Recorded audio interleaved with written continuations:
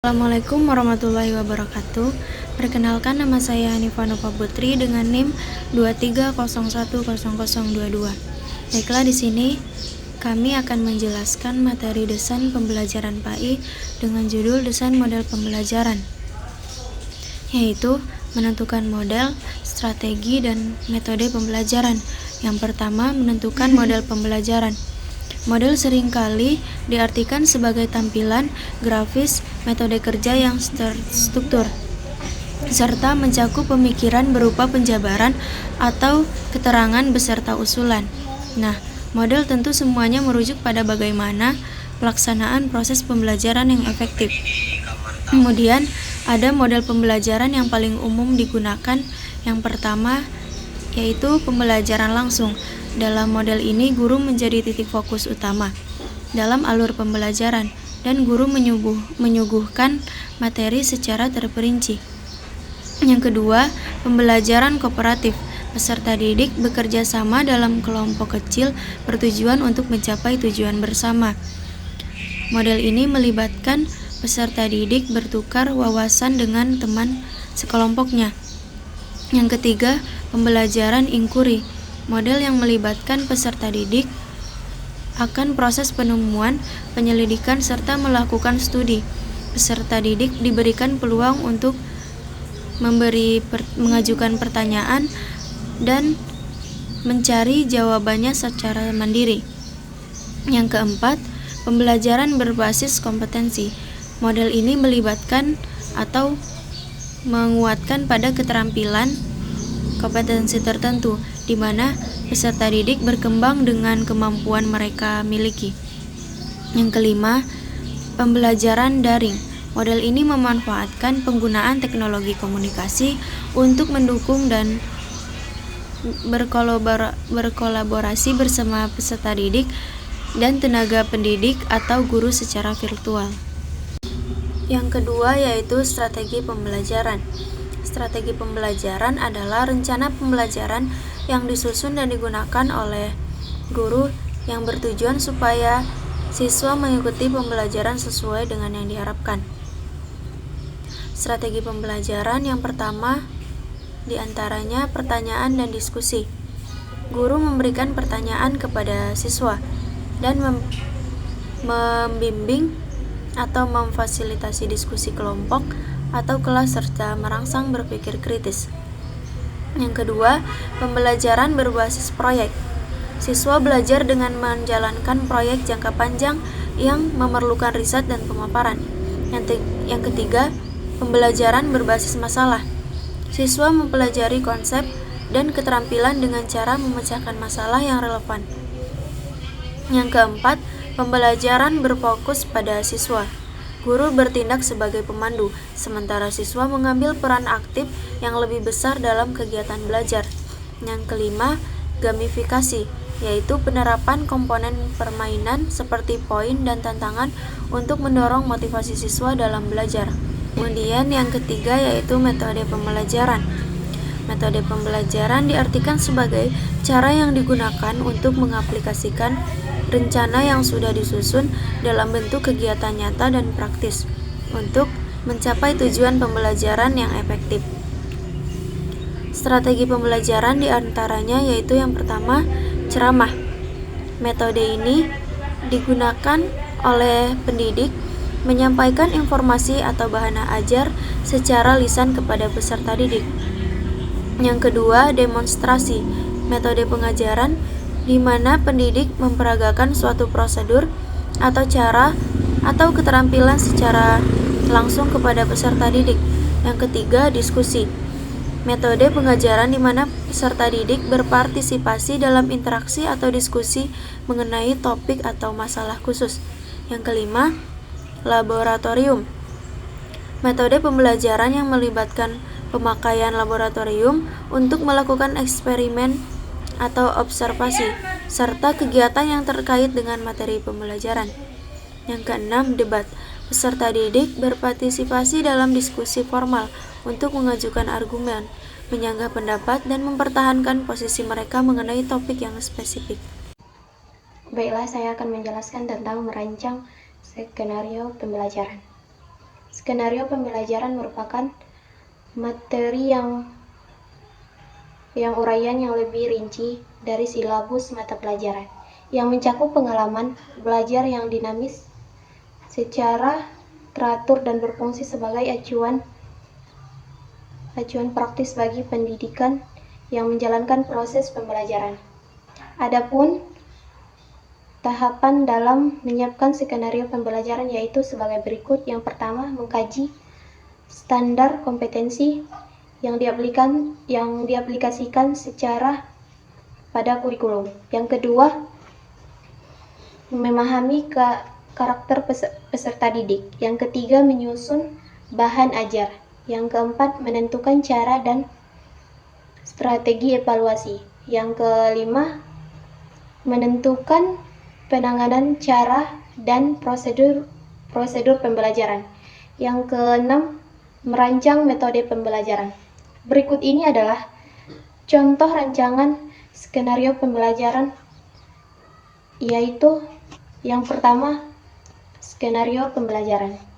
Yang kedua, tujuan pembelajaran peserta didik dapat memaparkan pikiran atau secara rinci peserta didik dapat memaparkan dan unsur-unsur siklus air. Peserta didik dapat menentukan pengaruh aktivitas manusia terhadap siklus air. Langkah-langkah yang pertama, pendahuluan. Kegiatan salam dan motivasi, perkenalan topik dan tujuan pembelajaran. Yang kedua, pemaparan materi. Kegiatan ceramah menjelaskan tentang proses siklus air atau eksplorasi, kompresi, previtasi, infilasi, dan perkolasi. Menggunakan bantuan diagram demonstrasi simulasi siklus air menggunakan video animasi. Yang ketiga, diskusi kelompok. Kegiatannya pembagian kelompok atau siswa dibagi menjadi kelompok kecil.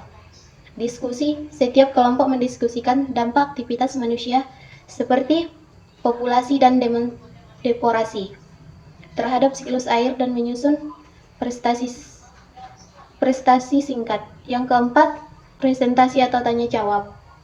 Kegiatannya presentasi kelompok mempresentasikan hasil diskusi mereka. Yang tanya jawab kelompok lain mengajukan pertanyaan atau tanggapan mengenai presentasi kelompok lain. Saya Erna Yarani, NIM 23010068. Saya akan menjelaskan tentang mekanisme pelaksanaan pembelajaran. Mekanisme pembelajaran mengacu pada tahapan atau prosedur kerja teratur yang berlangsung dalam aktivitas pembelajaran. Mekanisme ini bertujuan untuk membentuk lingkungan belajar yang optimal dan produktif, mendukung tercapainya tujuan pembelajaran, serta mendorong kemajuan peserta didik. Ada beberapa mekanisme untuk digunakan dalam pembelajaran. Yang pertama, menyampaikan materi. Mekanisme ini melibatkan penyampaian materi atau informasi kepada peserta didik. Ini bisa dilakukan melalui ceramah, presentasi, membaca materi, menonton video, atau menggunakan sumber daya digital lainnya. Yang kedua, diskusi kelompok. Diskusi kelompok adalah cara yang efektif untuk memfasilitasi pemahaman yang lebih dalam dan kolaborasi antara peserta didik. Peserta didik dapat berbagi pikiran, pengalaman, dan pendapat mereka tentang topik yang sedang dipelajari. Yang ketiga, pemecahan masalah. Ini adalah pendekatan yang mendorong siswa untuk berpikir kritis, memecahkan masalah, dan menerapkan apa yang mereka pelajari dengan memberikan masalah atau tantangan. Yang keempat, pekerjaan kelompok. Pekerjaan kelompok melibatkan siswa bekerja sama dengan kelompok yang lebih kecil atau menyelesaikan proyek atau tugas tertentu. Yang kelima, praktik mandiri. Metode ini melibatkan siswa untuk melakukan kegiatan mandiri untuk memperoleh pemahaman dan penerapan ide-ide yang telah mereka pelajari. Ini dapat berupa latihan, tugas atau proyek individu. Yang keenam, demonstrasi dan simulasi. Simulasi dan demonstrasi biasanya digunakan dalam pembelajaran praktis, seperti pelatihan keterampilan atau eksperimen sains. Ini melibatkan instruksi atau fasilitator melakukan demonstrasi praktik dan peserta didik melibatkan dalam mempraktekkannya sendiri. Yang ketujuh, evaluasi atau umpan balik. Metode ini melibatkan penilaian siswa untuk mengukur pemahaman mereka tentang materi yang diajarkan.